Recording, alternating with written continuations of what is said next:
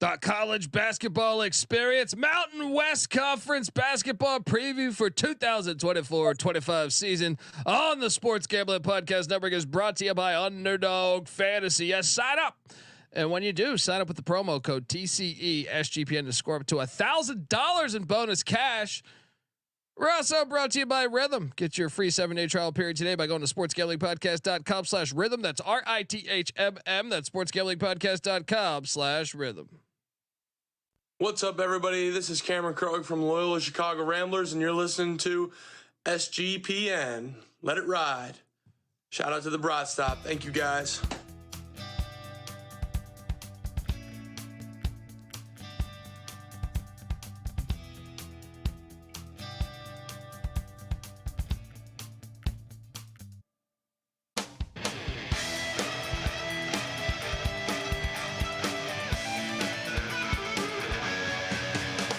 Yes, yes, yes. Woo! Welcome to the college basketball experience, Mountain West Conference preview. Oh, yeah. Oh, the season is right around the corner. I'm sitting there crossing off days. I've even built my own little thing with like the chocolates. You open it up and you get the chocolate at Christmas. What's that shit called? Some calendar. But I'm doing Advent that for college calendar. basketball. Yeah, I do that. I call mine the Bob Knight calendar. And I just each day I'm just pulling it off, and then I normally throw my chair in my living room against the wall. I just say, "Damn it, where's college basketball? It's finally here, and I can't wait." Love the Mountain West Conference, and I will be also attending Mountain West Media Days. So it's good to get acquainted, get ready. I hopefully some of these coaches don't listen to this episode and, say, "Hey, you ranked us 12th. All right, Dundee, you piece of shit." And, don't give me any interviews or anything. So,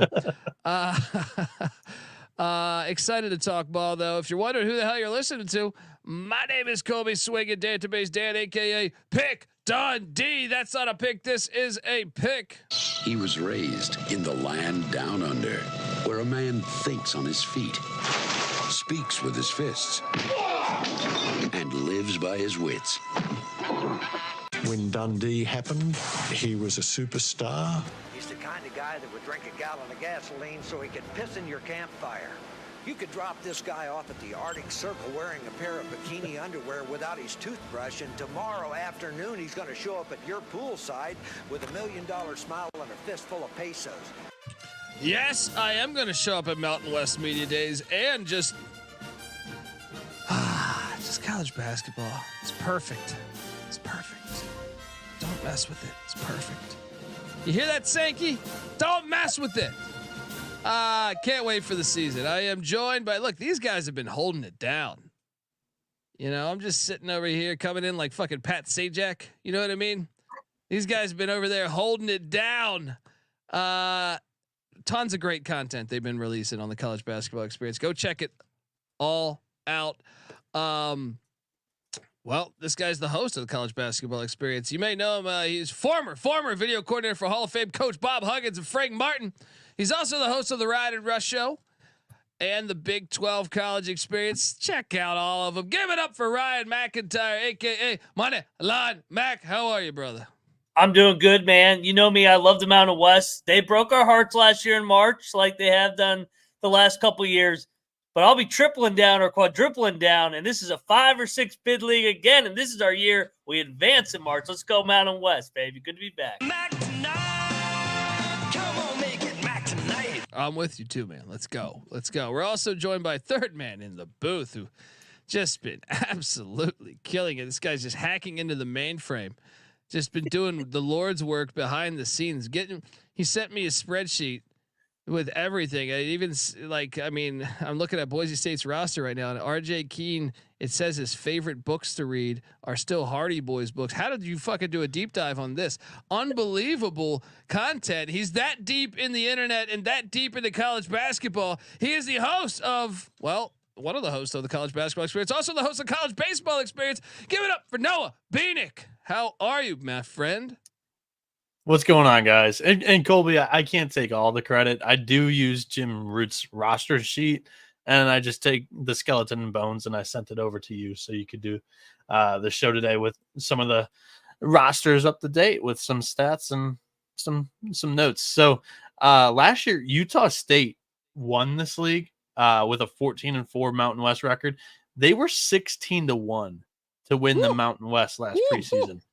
San Diego State was the betting favorite at plus 120. They finished 5th at 11-7. I went back and listened to TCE's 2023 Mountain West preview, as I've done for every one of our previews this season, so I could judge how well we read the league. All three of us selected those Aztecs to win the regular season last year. They finished 5th. Then all three of us hopped off of the Aztecs for the prediction of the conference tournament, which, of course, SDSU won. Yeah. So I selected Colorado State as my tournament champ.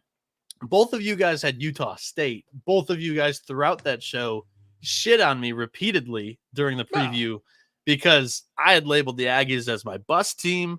In spite of me labeling the Aggies as my bust, you both labeled Utah State as your sleeper team. Meanwhile, my sleeper team was Fresno State.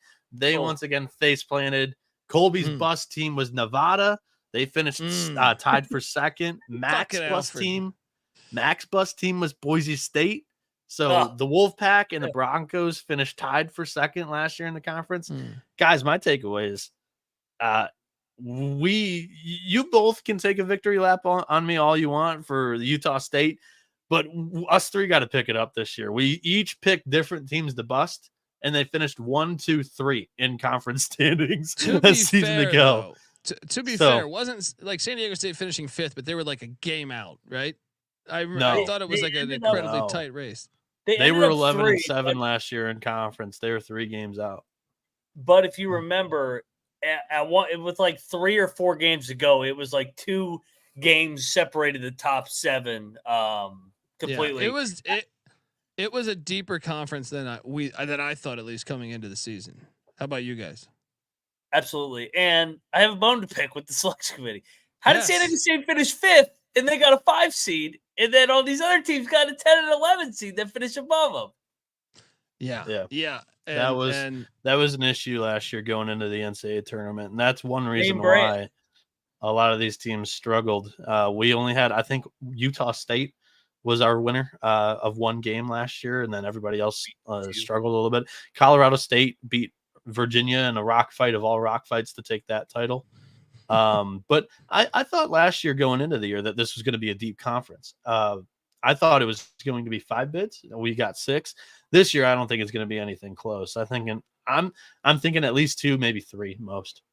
So you're just coming in, just ruining the show, just like that.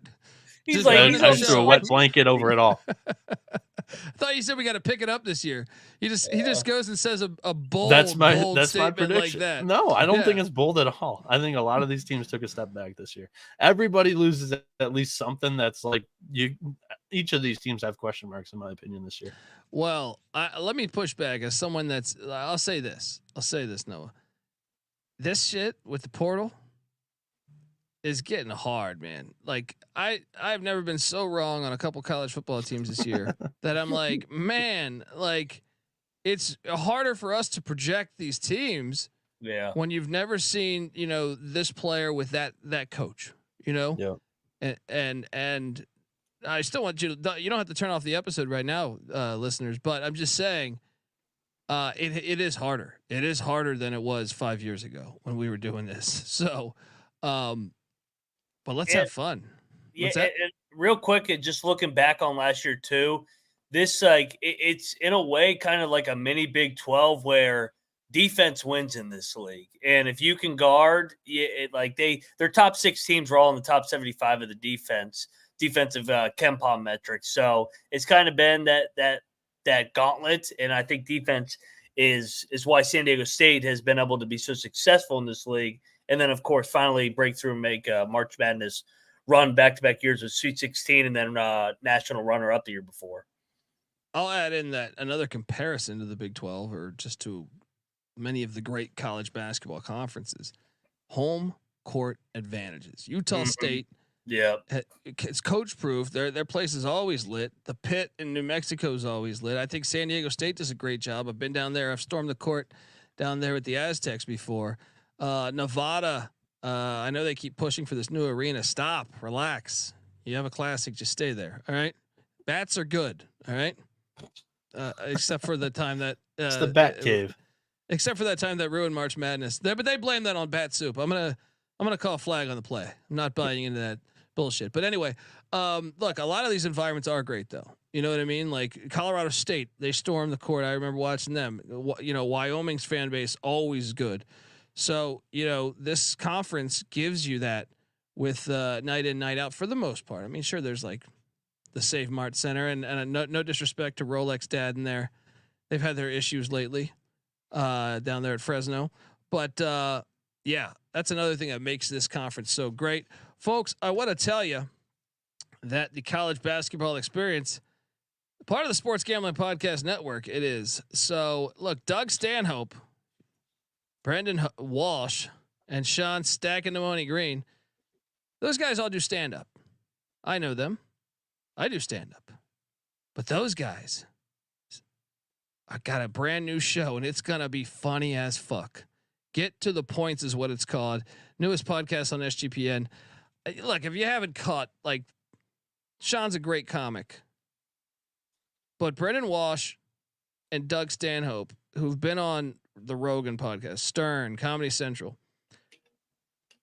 man, those guys are like, to me, Doug Stanhope is like, he's a fucking idol. You know what I mean? Like when we would watch him back in the day and be like, that guy's fucking great. I want to be like him. You know what I mean? So you got to check out this show. It's going to be hilarious. I've hung out and got drunk with them before. They're just naturally all hilarious. So you're going to want to check it out. Get to the Points every Thursday before. And this is like NFL, but still look, I know the NFL is crazy and you gotta, you know, that bullshit kickoff and you got to declare if football is going to be football or not. But, let me tell you, this podcast is fire. All right, go check it out. They're all just fire comedians, and now they're to be talking shit to each other, making picks. So check out Get to the Points. All right, we are back talking Mountain West Conference. Let's just jump into this, right? Let's do it. Start off with let's go alphabetical. Team that I remember when they had a little magical run, made the NCAA tournament. I think they even won a game or two. 15 years ago, maybe 10 years ago. Air Force Falcons with that fire basketball stadium that's right next to the hockey arena. You can like bounce. You can go from one side to the other. Look, Joe Scott. He's got the most returning production in the conference. So we can start right there.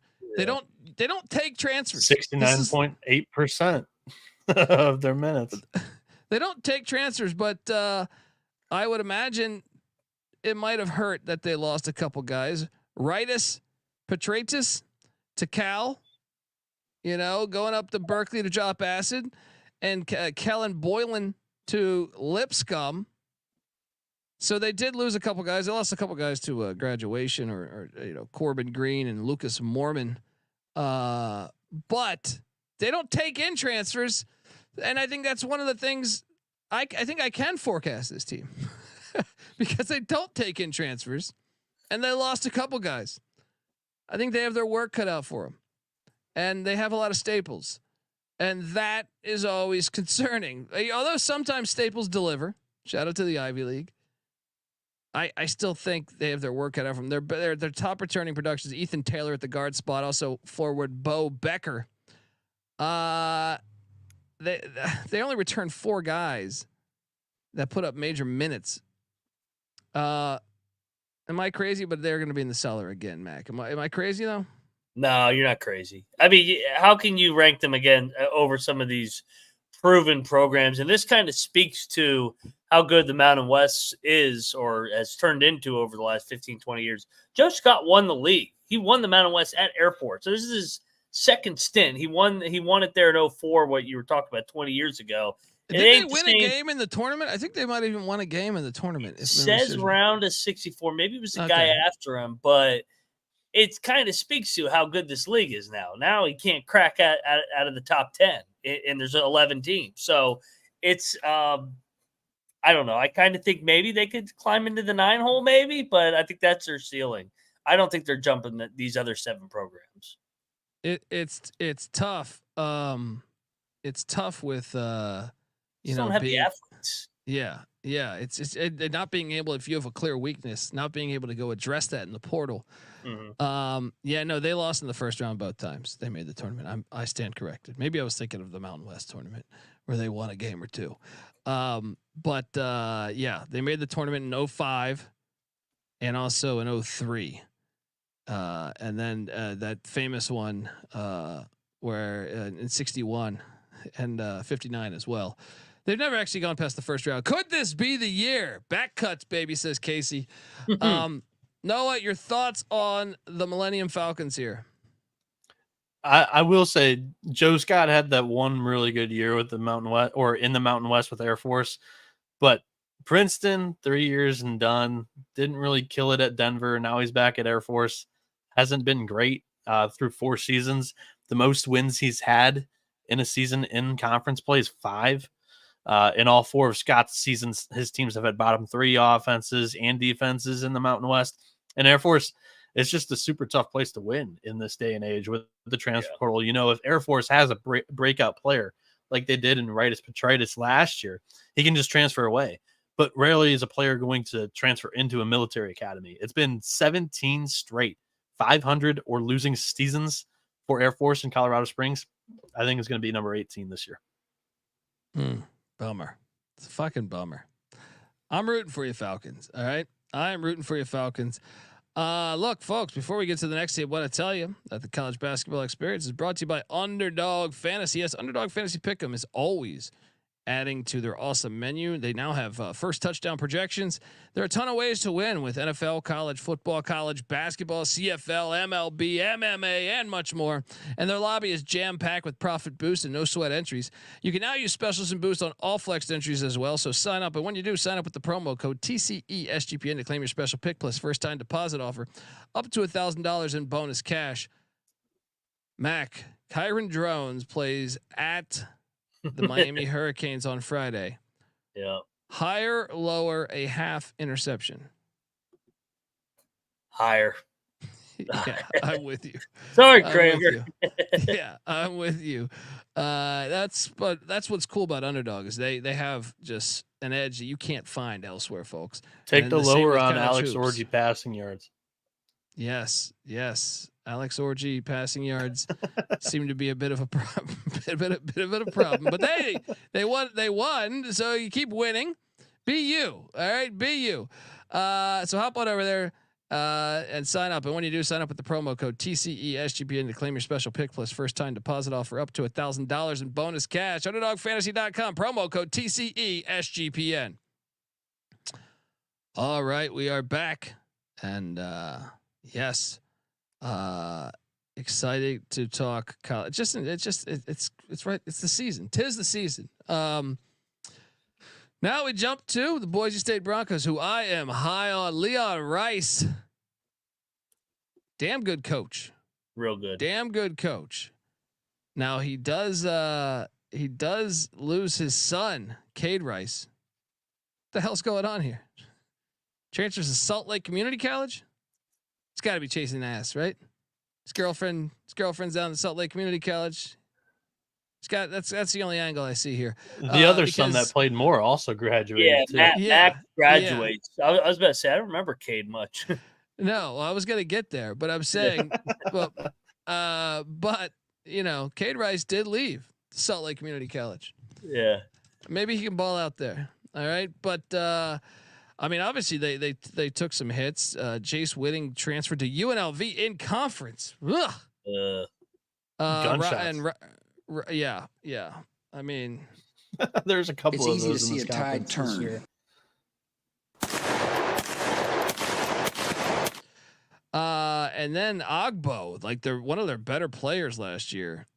Man, goes to USC. These Trojans, is their Big Ten blood money come in and take Chibuzo Agbo. Yeah. Right. I always struggle with that name. Kobe Young also transfers out to Cal State Fullerton. And I mean, Roddy Anderson III to Xavier the Musketeers. I mean, they're the Musketeers, so I got to shoot it off. It's not that it's a rival. It's just it's the Musketeers. The good news is this though. The good news is I actually think they did a good job bringing in some talent and just they bring back Omar Stanley, who's a good player for them. They also bring back Tyson Degen Hart. No, I'm not saying Degen Hart. Degen Hart. And our boy Andrew Meadow, who was a freshman last year that popped in limited minutes. And then they go out in the portal and they bring in Alvarado Cardenas from San Jose State, who was a baller in conference though. But he is a baller there, coming in after averaging 13.2 points per game. And then Dylan Anderson from the Arizona Wildcats. We can cue that up. Oh, BRONCOS. Yes. Javan Buchanan as well, an NAIA transfer from Indiana Wesleyan. He was an All-American there. And then don't forget about the Lehigh transfer. Sean Green's super pissed off about this. Dominic Parolin coming in now. He's working on eligibility. We don't know if he's available to go. I'm not going to panic too much though. I mean, they took some hits for sure, but I think getting Cardenas with Degenhart and Stanley, I'm buying into this starting five here. And obviously Leon Rice, he knows how to coach. They're contenders, legit contenders. Plus 500. I'll take a small stab at that right there. Mac, am I crazy? No, not at all. I mean, under Rice, the last 3 years, they finished first or second. Avetta makes a great point. They're the only Mountain West team that brings back 2 all Mountain West players in Degenhart and Stanley. So they're going to be really good in the front court, good size. They're good at home. Top 4 team easy. I mean, they're going to be right there to win the league. I think they were 13-5 last year. And last 2 years, 13-5. I think they're right there again. Yeah, I think so too. And we didn't even bring up the Pac-12. But Noah, Pac-12. what do you make of the Boise State Broncos? So Leon Rice has had a top 3 defense in the Mountain West via Ken Palm in 5 straight seasons, 8 of the last 10. The Broncos have one of the best front courts in the country with Tyson Degenhart, as we like to call him on this podcast, Omar Stanley, and Javan Buchanan, who is a 20-point scorer in NAIA, and then a 7-footer in Dylan Anderson coming in from Arizona. The backcourt's questionable, but I do, like Colby said, Alvaro Cardenas coming in. He has experience playing in the Mountain West. Averaged 5.5 dimes with the Spartans last year. I think that's going to translate very well for Boise State in conference play. So I'm really high on this team going into the year too. Yeah, Leon Rice just proven damn good coach. And that they do have a good home court advantage too. I forgot to mention that when I was rattling off all those great home environments. You should mention off the ones that don't. There are more than that don't. Yeah. Well, I think kind of think it's San Jose and look, Fresno has the potential. Fresno's had it before. I remember them, but like recently, I think it's been a little light there. And then I'm going to say UNLV. Say UNLV to me it's a little. You guys agree with me or what? I think UNLV is like a neutral site. It's a little front runner-ish. I think there's potential there if they get back. They lost Air Force by 40 last year. Oh my God. But like Mac said to me in another one of the trims that we've done, they did beat Creighton at home last year. They did. They get up for the big ones. They get up for all the big ones. Didn't they lose to Southern too? Hey, Boise. Yeah, they did on opening night, I think. Boise has Clemson. Just looking at some of the big home games, they got Clemson coming to them. Woo. That is Sunday, November. It's a return game of a home and home, I believe. Yeah. Yeah. So, bring that ACC out to Boise. Let's go, Boise. Fantastic. Yeah. Come out there, Boise. See how you do out there. Last year they lost by 17 at Clemson. So revenge game. Oh yeah. Let's go. let's jump over and talk about another program that's been on the rise. Nico Medved and Colorado State. Now they won a tournament game last year, as you alluded to. Problem is, man, is the production. Isaiah Stevens, dog, he's gone. Patrick Cartier, gone. Joel Scott, gone. Even some of the depth there, like Joe Palmer, Josiah Strong, gone. And then they had some guys transfer out too. Like, I mean, I don't know production wise how big of a impact that is, but I mean, Kyle Evans heads out to UC Irvine. And Anteaters keep a good program there. The rest, okay, they transferred out to some other spots. I don't know, but man, that's a lot of production to lose. I'm trying to look at this. What's the good? The good news is that Bowen Bourne is back. Northern Iowa transfer, 13.3 points per game. Also, Jalen Crocker Johnson transfers in from Little Rock. When I mean back in college basketball, not at CSU. They also went out and got Ethan Morton, Purdue transfer. Yeah.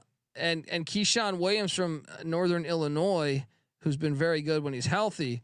And then they went out and got Nicola.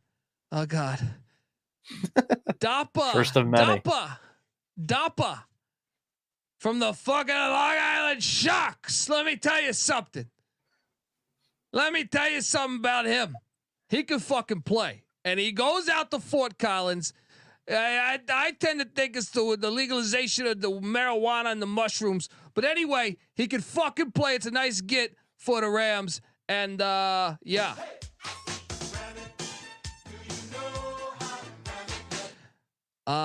Not so. I mean, now I will say this. I forgot to mention Clifford, who was one of their better players a season ago, withdrew from the NBA draft. But man, I just tend to think this is they're due for regression. I like this is one where I don't know that I honor them as legit contenders in this conference. Mac, am I? What do you think?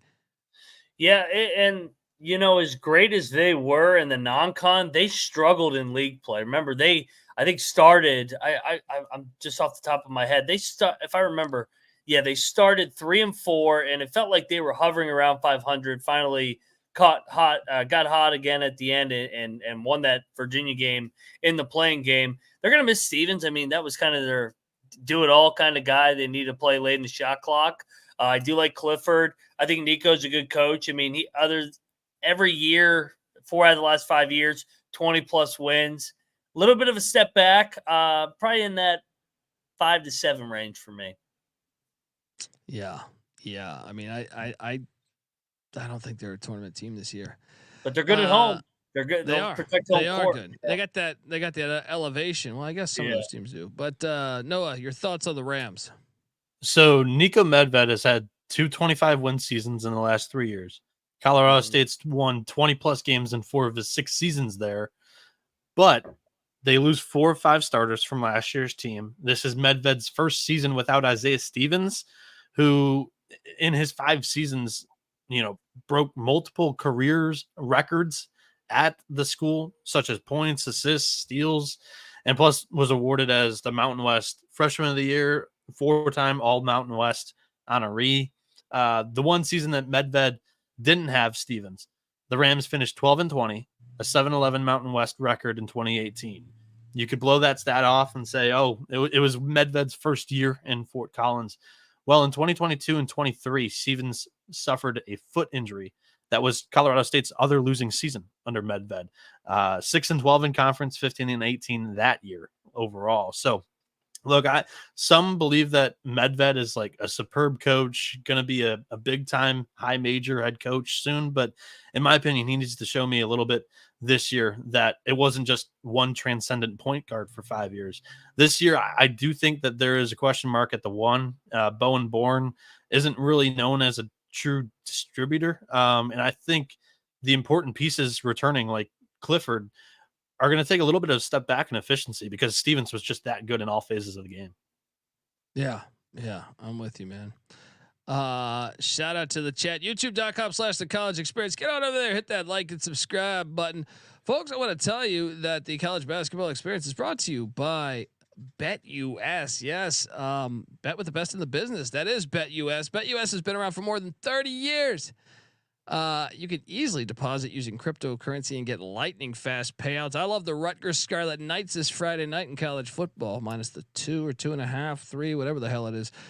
Support SGPN and get yourself access to another great book by signing up at BetUS. Use our link to sign up and get 125% deposit bonus on your first deposit. No, your first 3 deposits. What a deal.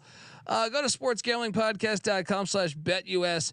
That's sportsgamblingpodcast.com/betus. Promo code SGPN so they know that we sent you. BetUS, America's favorite sports book. We're also brought to you by Rhythm. SGPN's proud partner. Rhythm is the #1 AI-powered sports betting platform that helps provide bettors of all levels the ability to build custom predictive betting models in seconds and get predictions for betting on money lines, spreads, totals, props, all that good stuff. Look, you can copy one of the top performing models from the leaderboard. Just hit that copy button, boom. Or like me, I want to build my own model, and I'll press build a model. I'll select what I like, and then it will build around that. Rhythm gives you predictions for every game and every player prop. It also has a slew of stats, research, and trend analysis to give you even more betting insight. I like the Army Black Knights this Thursday against them Temple Owls. In college football. Claim your free 7-day trial period today by going to sportsgamblingpodcast.com/rhythm. That's sportsgamblingpodcast.com/RITHMM. That's sportsgamblingpodcast.com/rhythm. All right, now we are loading up. We're going out there to Fresno, California, where they went out and got a Wahlberg. Got the good vibrations. Come on. Vance Wahlberg may look like Steve Ballmer, but the guy has been coaching ball for a long time. Yes, he has. Once was a top assistant for Derek Kellogg at UMass. He was also with George Karl with the Denver Nuggets and Sacramento Kings. He's also most recently been coaching Clovis West High School. Going deep.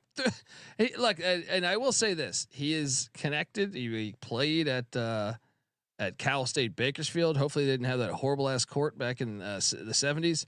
But this guy's just he knows California basketball, in my opinion. Like, you look at where he's been, or just West Coast basketball for a lot of it. He was also used to be at Fresno City College, where he went 133-11. You want to talk about an enigma, though, because I look at this and I'm like, okay, their whole team's gone. Hold on, I have a clip for this. Ready? Here we go. Here we go. This is here we go. And you know what? I'm jacked about another opportunity. I'm like, let's go. Now, I met with the team. There is no team. There is no team. There is no team because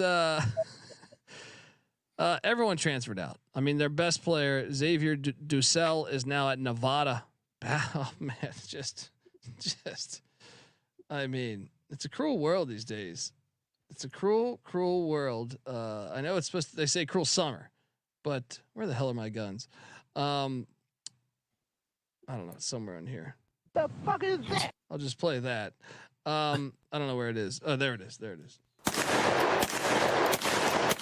And then don't let Moneyline Mac get out of here scot-free, because Eduardo Andre transfers out to Dub V. That they go in there. They go all the way out to Fresno, California to steal that talent. Shout out to Rolex Dad giving us $20. Fresno State fan. There's the Fresno fans. Yeah. YouTube.com/the college experience. He says his high school coach was Vance Wahlberg. Oh shit. That's there we fantastic. go. There we go. Look, they lost a slew of players. Also, Queens came in and grabbed Lee Colmerel. I don't know how to pronounce these names. Donovan Yap, great name, heads out to San Jose State. Yeesh.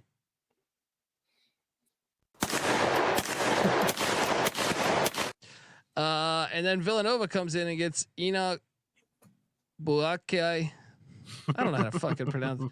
Buake. How do I say that? Bokai, maybe. The problem is I did this episode without whiskey. I sound so much more confident when I say these with whiskey. Now they did go out and bring in some transfers. Elijah Price comes in from Drake. He redshirted last year. Morsek from Hawaii. It's a hard ticket. David Douglas from Green Bay. Sundance Wicks. And then they bring in 3 JUCO guys. And it's a big time talent there. Amar Aguillard coming in. Gillard could be, as well as Jasir Tremble and Alex Crawford. Hey, look, I got no fucking idea. I tend to think I'm going to make a prediction. They're going to be better than what we think they are. They're going to be better. Now that could still mean they're in the cellar, but I just feel like this guy's been coaching ball for a long time, especially in the California area there. I mean, the guy is long in the tooth. It's an interesting hire too. He's like 66 years or 68 years old. So it's like, I'm kind of fascinated by this one. Can I voice my concerns with it a little bit? Yes, sure. Specifically around his roster building. I think he's attempting, because he's been in college basketball before, but I think he's attempting to build a program, and therefore like a lot of these junior college gets, and he's bringing in 4 freshmen. I think he's trying to build a program. The problem is there's a thing called the transfer portal now, and you're just going to consistently stay young is the issue. Young and inexperienced, in my opinion. So.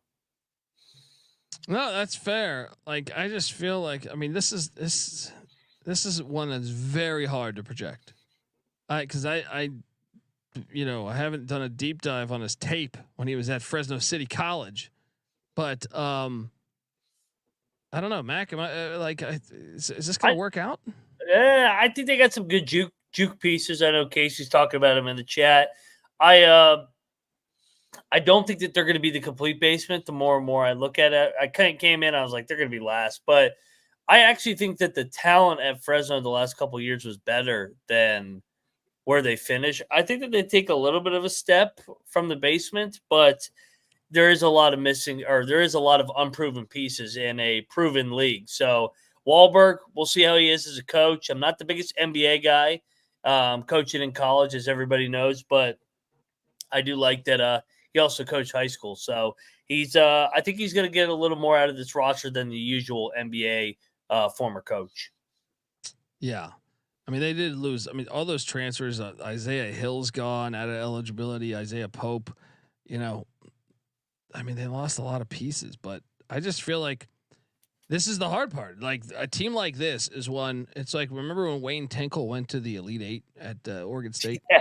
I remember previewing it that year, and I got no fucking idea. I was like it was like they had like 2 returning guys, and I was like, they brought in so many JUCOs and so many transfers from other schools that I was like, I honestly have like no idea how they'll look, but I'm intrigued by the hire just because, I mean, I'm with you. I don't really like the NBA coaches, but I will say, like, this guy's definitely familiar with Fresno and Bakersfield and that whole area.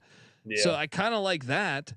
And like Rolex Dad's saying, we can't be worse. Can't be much worse than a year ago. Right so there. You're playing with house money. Noah, you want to add anything else? What I will add is, look, you mentioned it at the top of the show. The transfer portal and what everything has turned into in college sports makes it really hard to predict these types of teams right here, what we're looking at. Look, I can't be high on it. There are 6 teams that I like in the Mountain West. There are 4 that I really, really like. There are 3 that I'm not a huge fan of on paper. And again, this is on paper. These teams are allowed to get better throughout the season. This is a preseason podcast, and there's not a whole lot for us to talk about, to be honest. So Amar Gillard was the junior college player of the year. He does come in.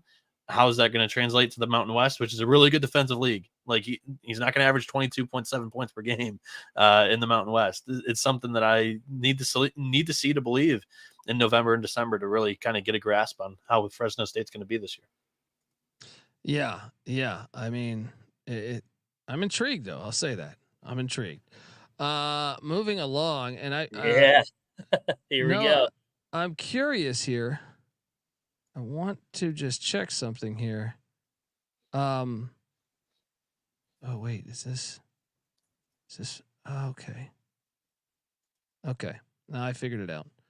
I am going to Mountain West Media Days, but I had Googled the Media Days, and I was surprised when I saw Jared Lucas there, and I was like, wait, he still got eligibility? And then I'm looking at the sheet, and I'm like, no, he doesn't. But that was the previous year. It's okay. I got to update the websites over there.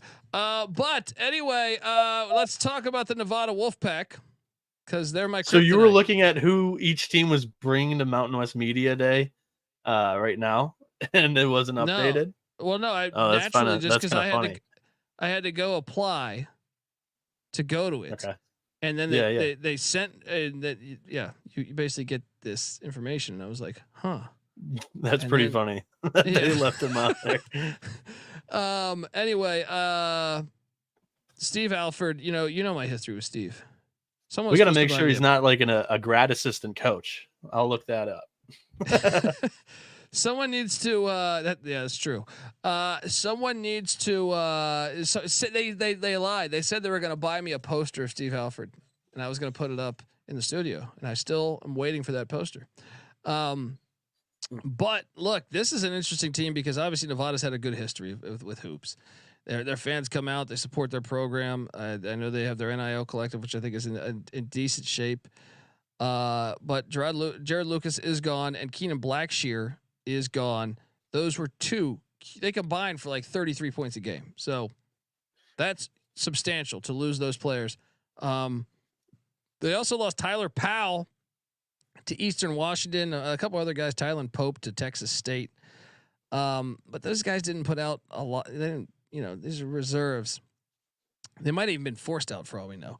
Steve Alford, though, goes out and he lands Kobe Sanders from Cal Poly, the Mustangs. Look, we know the Mustangs were a train wreck last year, but he was their one shining star there, putting up 19.6 points per 6'8" point guard. Yeah, love it. And he's a fifth-year senior. And they went out and added some other pieces, bringing in Justin McBride from Oklahoma State, Chuck Bailey III from Evansville, the Purple Aces. I touched on Ducell, the Fresno State transfer. I'm counting, I think 6 transfers they're bringing in. They do return Nick Davidson, who I feel like has also been in college 35 years, and Daniel Foster. All right, yep. Foster can get after it. And Davidson's good too. So when you look at that, also Trey Coleman, another guy that I think is good. Now the question is at the point spot, is it going to be Tyler Rollison?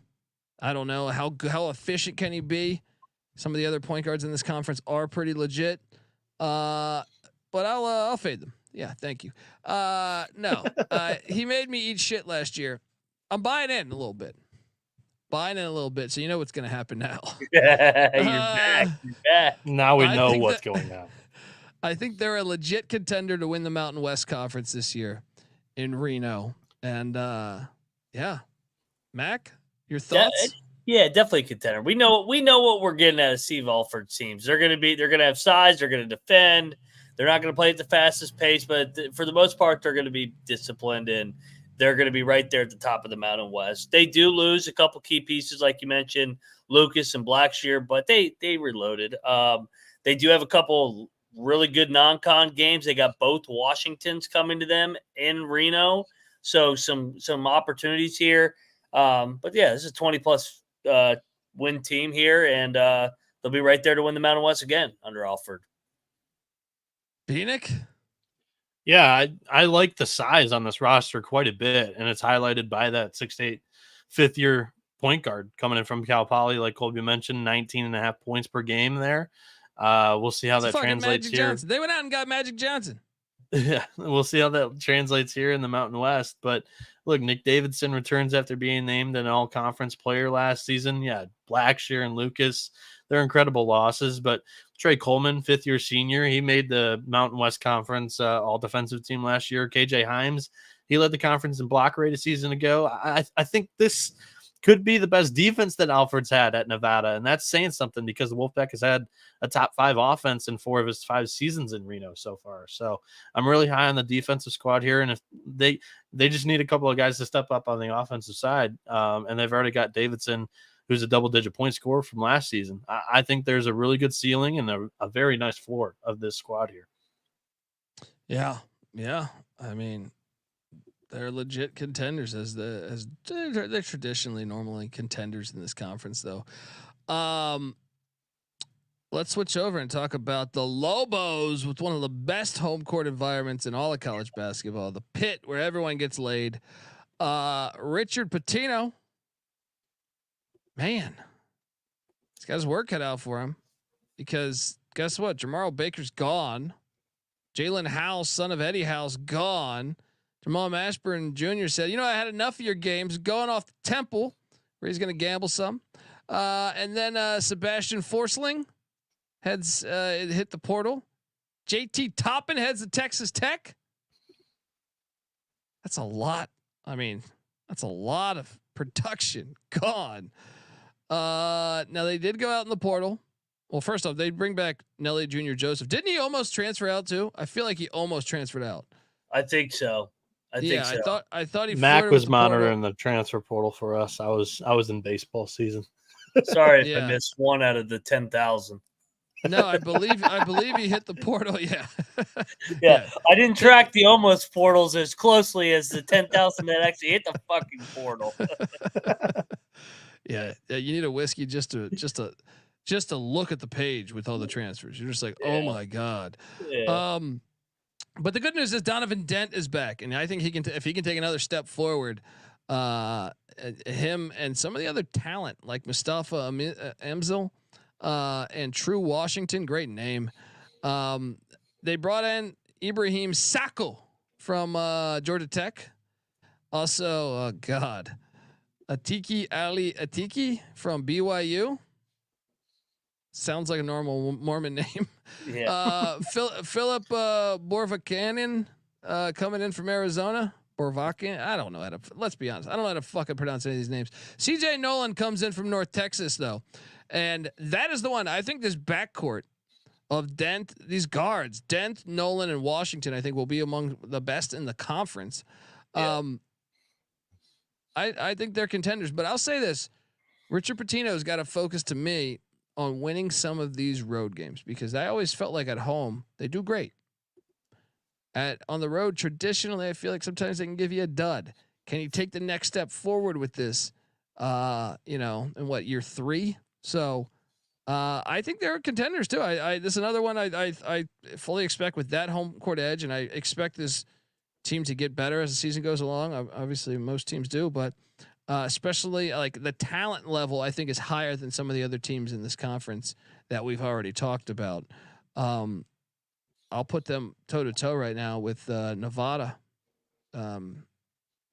Mac, your thoughts? Yeah, I would argue Dent might be like preseason player of the year with how good I think he is. And it felt like at times they had too many guards last year with House, Mashburn, Dent. I think some roles might be more defined this year, but there are a lot of question marks.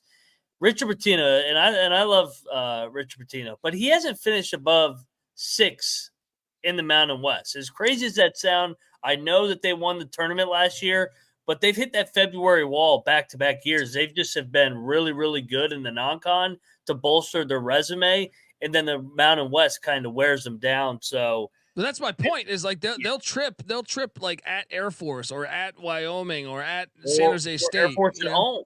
Yeah, they that was home crazy. Games at the Pit last year. They lost last year at the Pit. That shouldn't happen. No, last year at the Pit they lost 3 games. So I mean that's 3 too many at the Pit. So including the Air Force, you should never lose Air Force. So talent wise, they'll be top 4. I still think they're in the top tier just because of the roster. And Richard Pitino, they'll win 20+ games. And to Mac's point, too, Dent loved to run. House and Mashburn were veteran guards in the conference, and they knew that to slow the thing down. But New Mexico's tempo last year was one of the fastest in the conference, if not the fastest. And a big part of it was there were some games where House and Mashburn were injured, and it was just the Dent show, just Donovan Dent. And he was going off. Like, he averaged over 5 assists a game last season. The only question I have about him is if he's still going to be efficient, because now the offense, he's the main offensive focal point for this team. JT Toppin was excellent last year. The backcourt duo of House and Mashburn were so fun to watch for the last 2 seasons. But I feel like, he answered that question in a way in the small sample size of games without House and Mashburn. I think the ceiling remains high for Pitino's squad, but it, like Mac had said too, he kind of stole it right off my notes. Like, it's just whether he can get them to the mountaintop, because we haven't seen it from him yet. So I have hesitancy in believing this can get there with the X's and O's standpoint here. Yeah, I wonder if there's less pressure, and that's a good thing. He made the tournament, and maybe less pressure will lead to, like, okay, let's just, if anything, though, like last year, they were kind of the dark horse double-digit seed to make a run. I think I had him in my Sweet 16. Like, that was a disappointing showing against Clemson. They got ran out of that building. They were off the game. Yeah. I mean, and I think they lost to San Diego State in the tournament final, Mac. No, they won against San Diego State. They won it. Remember, they won it. It was they had to win it. They had to win it to get in. They were gonna leave them out. So they had that 4 wins in 4 days because of their lower seed, and then they had no legs against Clemson. Oh, so I was wrong at the top of the show when I said San Diego State won the tournament. It's all good. Yeah, it's preseason. Hey, they do have a return game at St. John's. Love it. Yeah, love it. Yeah, I probably wouldn't take them to win the conference just because he's got to prove it to me. But I'm just saying they'll be in. To me, as far as talent, they're as talented as almost any team in this conference. So I think they'll be in the vicinity of a championship, regular season championship. How about old man Pitino pull one on his son? He said, "I'll go to you when I'm at Iona. It don't matter. You got to return the game when I go to St. John's when it's in that large." He pulled one on him. He knew he was going to take his gig too. Yeah. Yeah. That's pretty old bastard.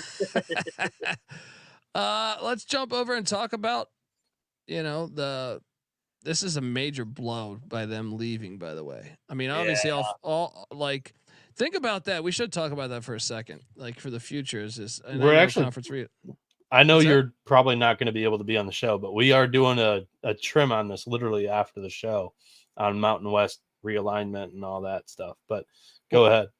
Well, no, I'm saying with Fresno, Boise, Colorado State, and San Diego State leaving, you got to think Nevada and New Mexico are like, okay. And Utah State's leaving now too. I'm sorry. So Nevada and New Mexico State are like, this is our conference. I wonder who they add. New Mexico State's been rumored. They have a great program. UTEP's had times, but shit, Tim. I mean, I remember way back in the day, Tim Hardaway and stuff. But it's going to be interesting to see who they add. Maybe the Dakotas, the Montanas. It'll be interesting to see. San Diego State's next, and Brian Dutcher is Brian Dutcher. They don't normally get hit this bad in the portal. Okay, first off, Darian Trammell was out of eligibility. His 27 years were up, and Jaden Leday is also baller for them, gone. Jay Powell also gone as well, reserve on the bench. But this is the shocking news here: was that Micah Parrish, who I loved his game. I think he went to Ohio State, probably cashed in a nice payday. Lamont Butler also left for Kentucky, and Elijah Sanders left for Virginia. That one makes sense because of the style of defense they play. Also, Cade Alger hit the portal as well. That's a lot to lose. But I kind of just buy into this program now. They do return Reese Waters, which I think is a big thing, and they went out and got Nick Boyd from FAU, who was a good contributor there. They also have Miles Bird back, who was a freshman they were excited about. They bring in a 4-star and Farrell Compton, great name, as well as just a slew of transfers from Middle Tennessee, San Diego, and Brown. The big one being Wayne McKinney III from the Toreros. Steve Lavin getting plucked. I just trust the culture. I trust, especially in a year where, like you said, Bieniek, that it might be a little bit of a rebuild for most teams. Give me San Diego State. I think is my preseason favorite, just because Dutcher in this defense. It's like Tony Bennett. It's like you can just count on it to be suffocating and just make other teams feel uncomfortable nonstop. It's like I compared it to a triple option team in football. Mac, what do you think of Dutcher and these Aztecs?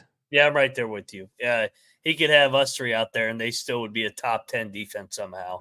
They guard the shit out of you. They make it super physical, and I honestly think last year they weren't. Their guys came back from the national championship, a good amount of them. I don't think they had that same chip and that same hunger. So I think they kind of were going through the motions a little bit of Mountain West play to get to the finish line, and then they picked it up come March. I think this is a young, hungry group, and I think Dutcher does his best job with guys that are unproven, chip on their shoulder, and that's why he's won 75% of his league games here, 75% overall, and that's why they've been to back-to-back second weekends or a runner-up in national championship. I love San Diego State this year. Yeah. Casey in the chat saying Compton Kid is from Vegas. He's an absolute man. There you go. This is a culture buy-in. Yeah, buy the culture. Yeah. Bieniek, your thoughts on these Aztecs? Yeah, just for a little bit more emphasis, I guess they only returned 21.5% of their minutes from a season ago. And it's very evident because it's going to be a super young front court. There's not your typical Brian Dutcher big man that's going to be a good rim protector, at least to me, looking at this roster on paper. Nick Boyd and Reese Waters could be a fun backcourt duo and could provide some offense, which, San Diego State in some years has struggled in that department for a little bit. So it puts me in a little bit of a pickle because, the offense could be better than typical Dutcher years, but I think the defense takes a slight step back. But again, like we're talking about, I think the entire conference took a step back. And you look at San Diego State's defensive efficiencies under Dutcher on KenPom, they've finished as either the best or the second best unit in the Mountain West in every single season under Brian Dutcher. So in years where the Aztecs typically have a good offense where they've either ranked first, second, or third, they've been really good, really, really good overall, like 5 or less losses. There was 2 of those seasons, 2020 and 2022. They just dominated. I have trouble projecting that type of ceiling for this team this year, but the solid defense instilled in this culture, you have to trust Dutch is going to have these guys bought in. It provides the highest floor in the conference. I do believe that the conference is down as a whole. So it's going to have them pretty high up there, but I don't know if I have them winning the conference this year. Ooh, okay. All right. Let's shift to Tim Miles, my boy. One of the he did a Midwest gangster walk off there when he got fired. Did a press. I'm gonna go home, get myself a Coors Light, and I'm gonna hang out, pet my dog, and gonna go have a beer. Actually, I turned Southern somewhere in there, but he was more like, I'm gonna go home and just have a Coors Light, sit back, pet my dog, and I like Tim Miles doing a good job in one of the harder jobs out there. I don't know why it's so hard though. You feel like you're in California. The San Jose State Spartans lost a ton of players to the portal. We talked on Cardenas going to Boise State. MJ Amy, who was pretty good, went to Loyola Marymount, filling in for Kelly LePepe, the God. Also Tibet Gorner to SMU. That's a lot of production there. They also lost William Hummer to Northern Colorado, the Bears. Garrett Anderson, who played some time, to Central Washington. Diago Secas to the Bears of Central Arkansas. That's a lot of production gone. Now they go out in the portal. Well, first off, they lost Christian Wise tore his ACL this summer. They go out in the portal. They're bringing Will McClendon from UCLA. That could be a nice get for Tim. Also, like I alluded to, Donovan Yap coming in from Fresno. Josh Udane from Utah State transfers in. This guy did almost 9 points a game there with the Aggies. And then how do I pronounce this guy's name? Sadarian Najai. It's office space not gonna work here anymore. Sadadreen Hall from Stephen F. Austin, who averaged almost 11 points there, and then a couple other transfers to add some depth on the bench. Sparty. Look, I'm not Tim Miles is a good basketball coach in my opinion. They won't sniff the top of the conference, but I think that night in night out they could be a hard draw. Who do you feel better about, Mac? Them or Fresno? Them, because of Tim Miles. I've seen it from Tim Miles. What was crazy about San Jose last year is they had a winning record in the non-con, and then the wheels fell off. I know they had a couple injuries, if I remember correctly. Yeah, they were banged up in league play, but God, I was kind of surprised by that. You look at it, 1-17 year one, then he jumps to 10-8 into the top 5 year two, then back to the basement. I think somewhere in the middle of that 2-10 here. I think probably 6 wins in the Mountain West this year.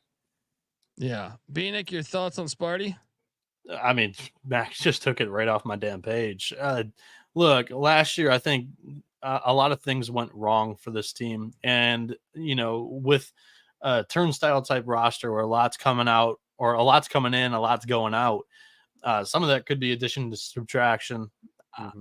I can't tell you where I think they're going to really excel. A lot of inexperience on this roster, but they do go out and get 2 guys from Mountain West competition and 1 UCLA guard and Will McClendon. There is some possibility for upside here. This is a team that I don't have in the basement, but I can't really project to finish in the top half of the conference. They're just going to have to kind of, like Max said, fall right in the middle, just outside of competing for 500, but right in the middle of last year's performance and then 2022-23's performance. Yeah. I like rooting for them.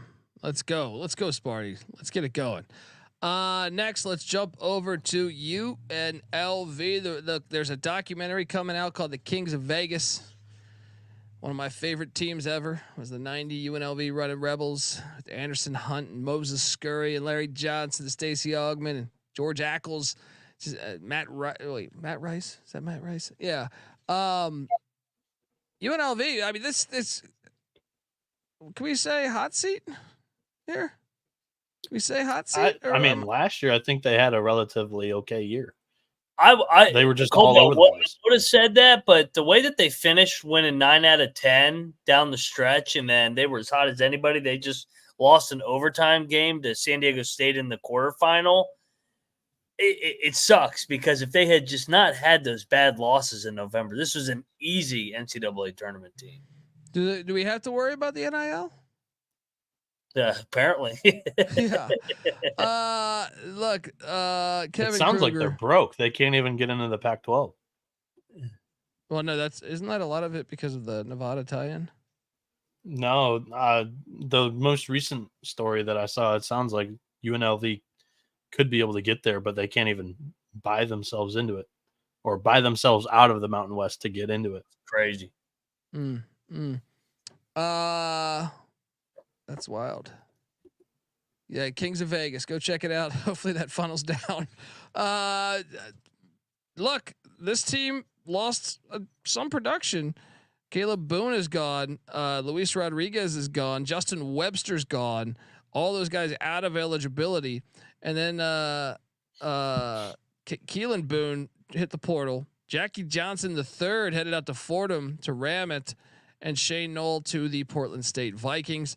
The good news is Didon Thomas is back, and same with Jalen Hill, who's a dog. Yeah. So getting those 2 back, also Rob Whaley Jr. back for his senior season at the forward spot. Then you bring in Oral Roberts transferred Jalen Bedford, almost 15 points a game. Bob Roberts there, and then Jaden Henley from DePaul coming in.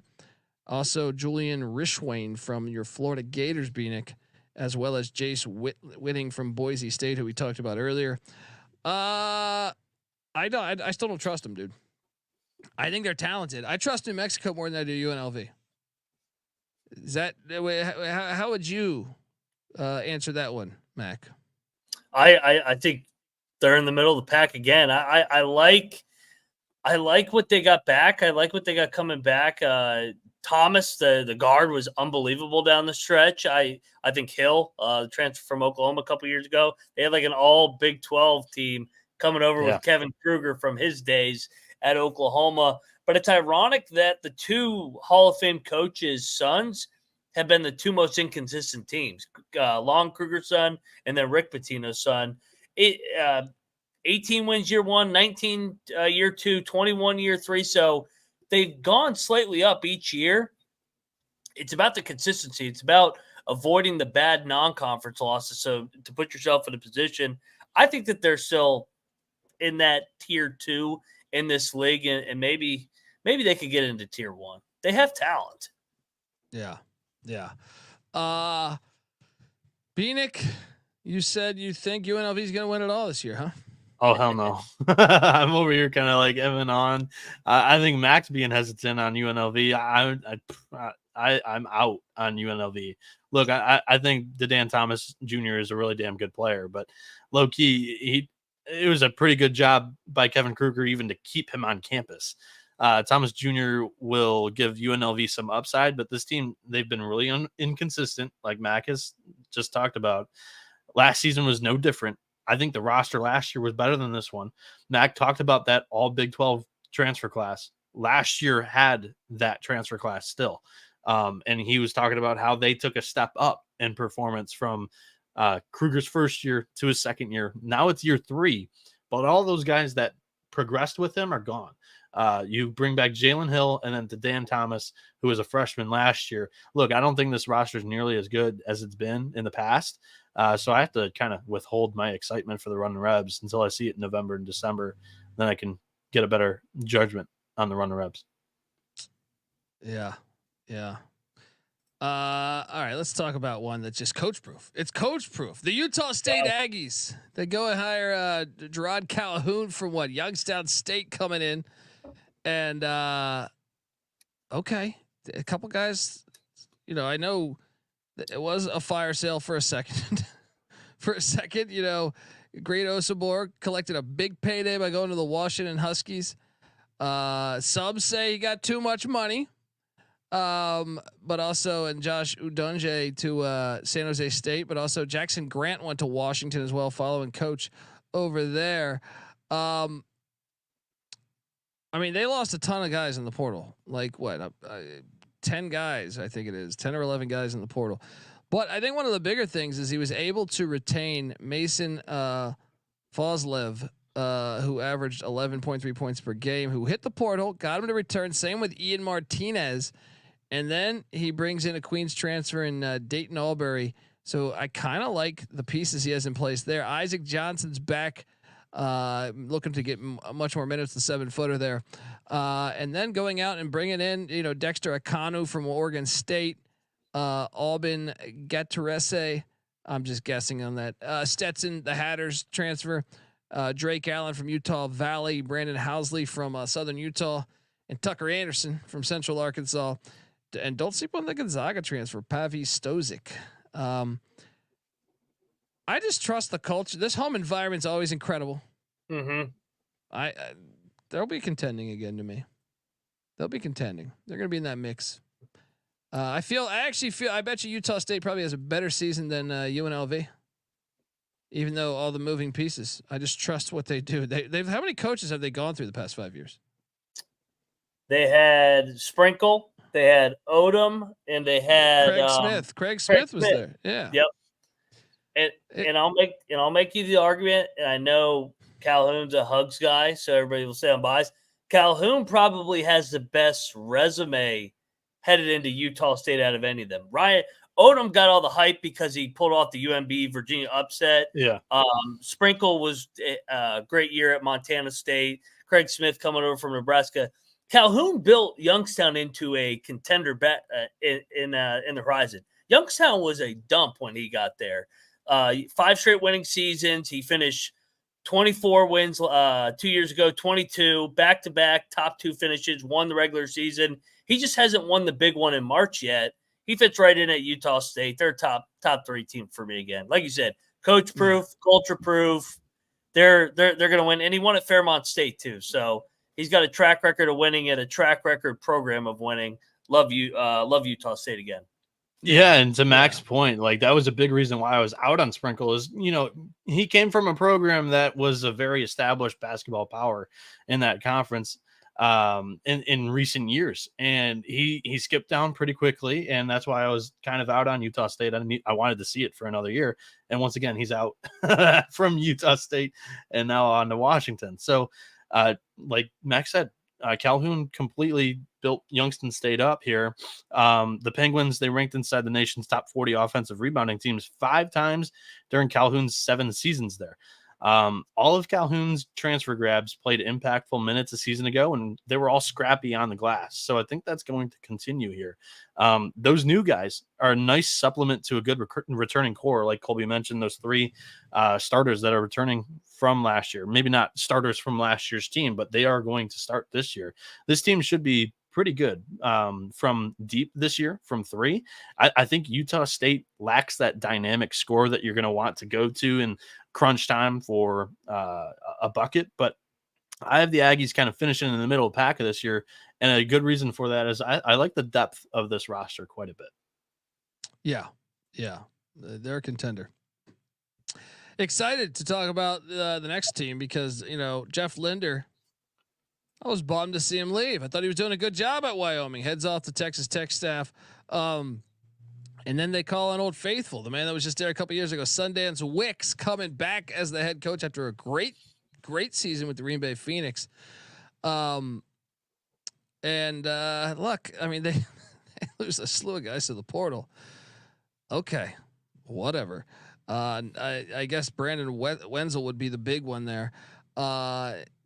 But he brings in this is another team where it's like, holy shit, it's a lot of transfers.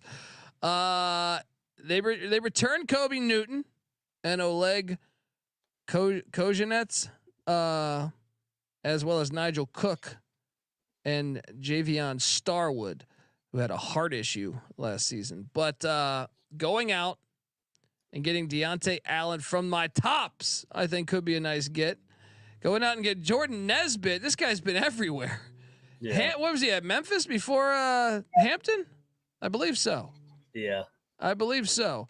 That I tell you one thing though, man, that guy's a talented guy. And then Tuco, I don't know how to pronounce it. Tainamo from Denver. Noah Bieniek, you should know his name and have his phone number memorized. Just call him Dynamo.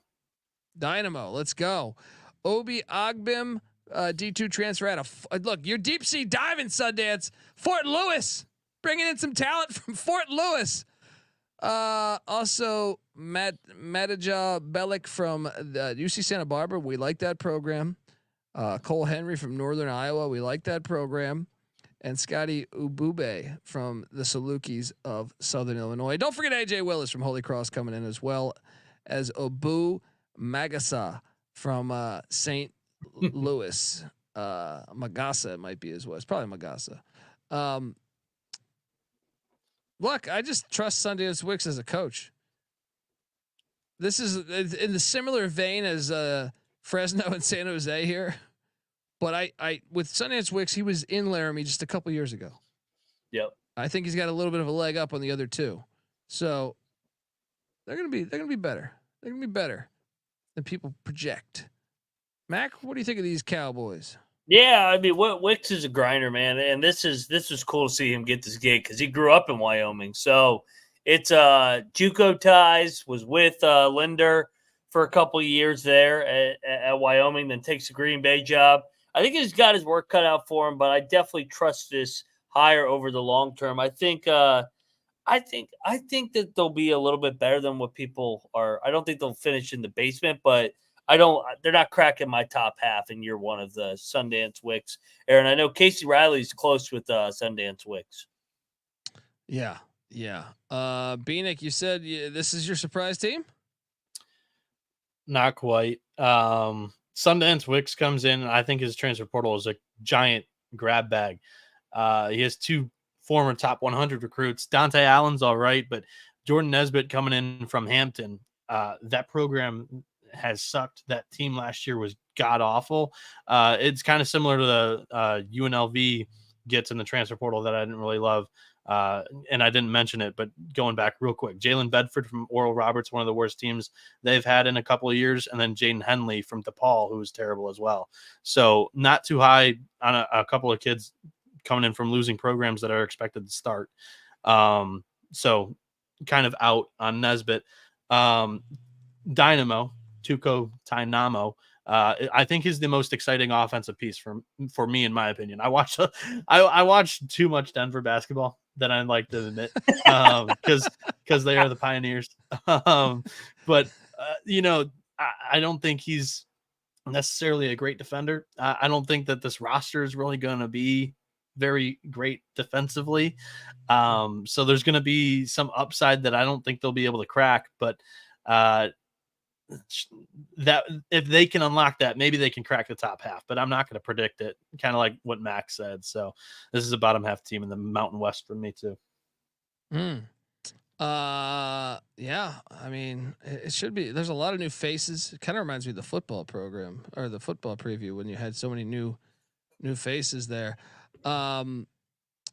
Yeah, we'll see, because it's time for us to rank, folks. Who we have 1 to 11. Just finalizing mine right now, making a few changes when we, sometimes we talk 11 to 1. It's stuff. better that way. Yeah, you got to build up the dramatic, and I think 11's easier than ranking 1. Yeah. Well, let's just start for me. At 11 is Air Force. Staples or staples. All right. Write that on my grave. All right. Mac, who's your team 11? Sorry, Air Force. I got you 11th as well. Bieniek? I have Fresno State 11. Ooh. They're my number 10, the Fresno State Bulldogs. Same. And something tells me Bieniek's got Air Force 10. I got Air Force 10th. All right. At number 9, I have the Wyoming Cowboys. That's where I had Sundance Wicks as well. Number 9. I have them at number 9 as well. Wow. Okay. Continuity there. At 8, I have San Jose State and Tim Miles. This is where I dipped in at Colorado State.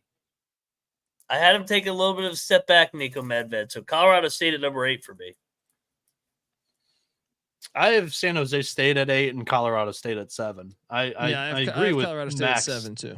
Okay. Yeah. Okay. We all kind of agree that we have the Rams taking a slight step back. Yeah, I'd San Jose 7. Okay. So 6, I have UNLV. Mac? Me too. Yeah, 3 across. Right in the middle. Go. That's where they belong. They're an up and down program. 5, I have New Mexico. Damn. Here, I'll flip one. I'll go Nevada 5. Steve Alford 5th for me. Colby sounded so high on New Mexico when we did our team preview, and Mac was the one that was like totally out on it. I was a little down on Pitino too, and then Colby comes out and ranks him 5, and Mac's like, you know what? I'm gonna like him a little bit better than. Forget Colby. how many good teams are in the conference. You're We can't agree on everything. Yeah. I'll go Alford 5.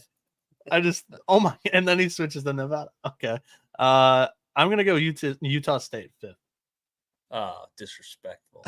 At 4, I do have Nevada.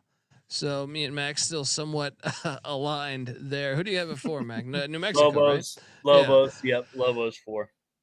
Bieniek, I have who do New you got at Mexico 4? 4th too. Okay. At 3, I have Utah State. Yep. I got Calhoun in year 1, 3-hole for me. Bieniek? I got Nevada third. Oh, fucking this guy. Let us. I got Nevada. Well, I said New Mexico is fourth. I didn't know where we were at. I'm Gotcha. paying attention to the chat. At 2, I have Boise State. At 2, I got San Diego State. I got San Diego State second as well. All right, I'll go. I mean, look, I'm gonna go in chalk here. Give me the Aztecs at 1. Yeah, I mean, you guys have Boise as your champ, regular season champ. I have the Aztecs. Yeah, I really think it's going to be a tight race between those two. I actually think there's a little bit of a gap between San Diego State and Boise State, and then there's another gap after UNLV for me. Yeah. And then I think Colorado State and San Jose State are actually on a similar tier. And then after that, Wyoming and Fresno's on a similar tier. And then Air Force is alone, sharpening their staples. Any other conference tournament takes? Champ? Yeah, conference tournament champ. I will say Boise here. San Diego State gets the. It's in Vegas though every year, right? UNLV is always a decent chance there. But actually, hold on. Let me think about this. Give me Utah State.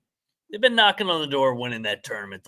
Calhoun's had some bad luck with Youngstown. He gets it done at Utah State this year. Yeah, I don't feel quite as strong about Boise State actually in the tournament. I love Boise's front court. The back court is a little bit of an issue. Give me Nevada. Guards win in March. He's going Nevada. So I'm going to go New Mexico. Give me that backcourt in March once again, just like they did last year.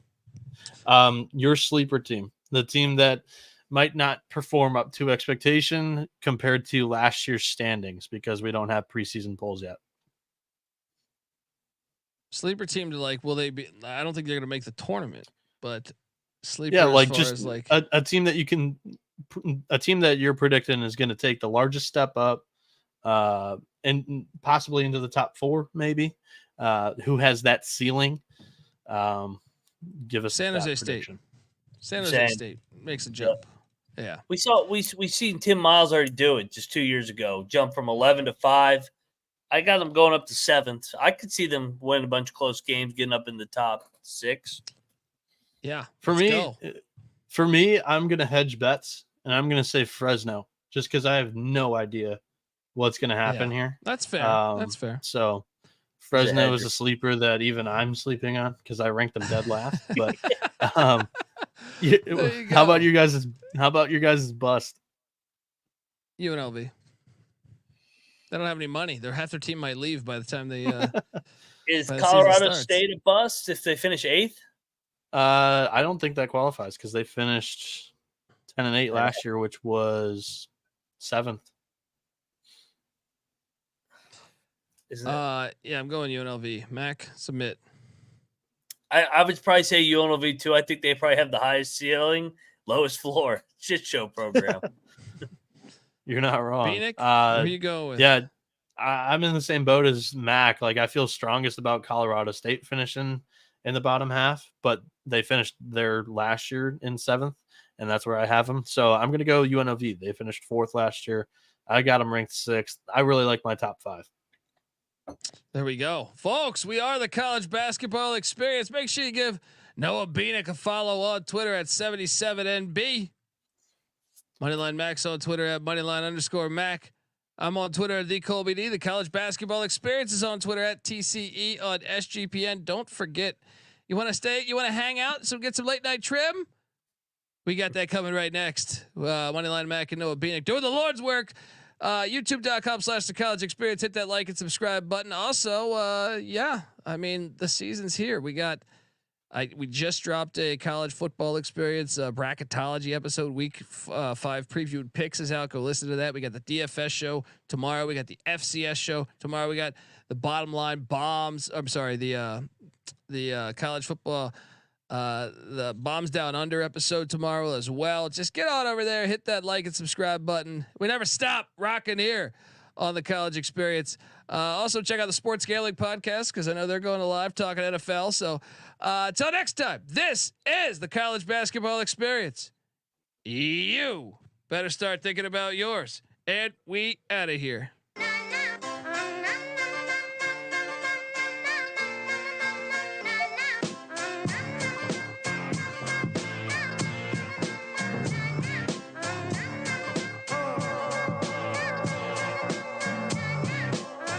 Yeah, this got me thinking about the good shit. The minute that I seen your grill again, it made me good trip. Good jog the mind back like dog will wind that. Man, I didn't get mad when you never hit me can back, but the comings on was strong. Now my shit's coming along, you know the song. The truth is I'm pretty much on fire again. It's heating up for real, I'm alive again.